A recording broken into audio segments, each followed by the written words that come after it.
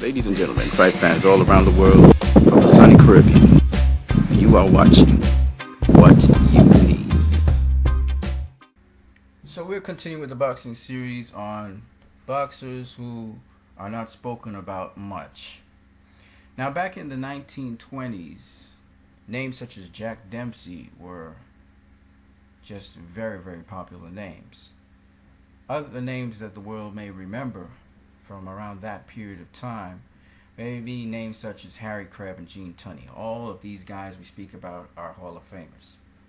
Some other Hall of Famers of that time were guys like Harry Wells, Tommy Gibbons, Kid Norfolk, Jeff Smith, Jimmy Delaney, Tommy Lauren, Tiger Flowers. Now, in the light heavyweight division, Gene Tunney was the #1 lightweight in the world at the time. Kid Norfolk, the #3.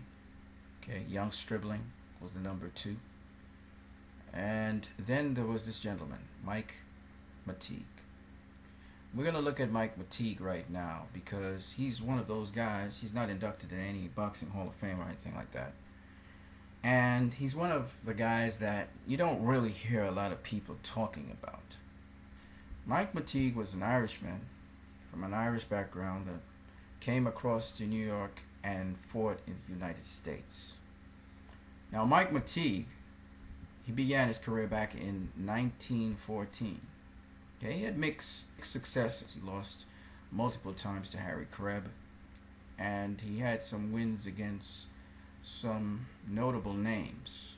One of them is Jeff Smith, and another notable win he had was against Tommy Lauren. In 1923, he was able to win the light heavyweight championship of the world against a gentleman known as Badalin Siki. And this was held in Ireland, his home country. And he was able to defeat Badalin Siki. But in his first defense of that undisputed title, in which he was lineal champion as well, he lost to Tommy Lauren, the Hall of Famer Tommy Lauren. He would rematch Tommy Lauren 2 months later and defeat him. Of course, Tommy Lauren at the time was very, very young in the game of boxing. He'd only had 13 fights at that time. He would go on to face the #2 fighter in the world at the time, Young Stribling, and he would fight him to a draw.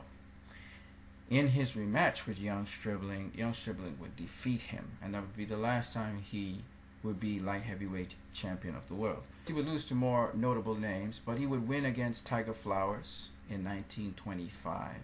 Tiger Flowers was known as a slick southpaw. Tommy Lauren beat him in his last attempt at a world light heavyweight title, and that was basically it for him.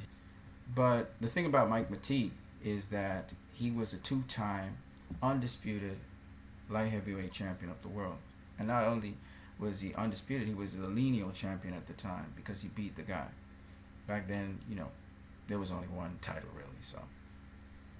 So I wanted to bring him to your attention because I noticed that a lot of people, when they talk about names in the past, they don't really mention him at all. That he wasn't an all-time great, but at the same time, he became a 2-time world champion.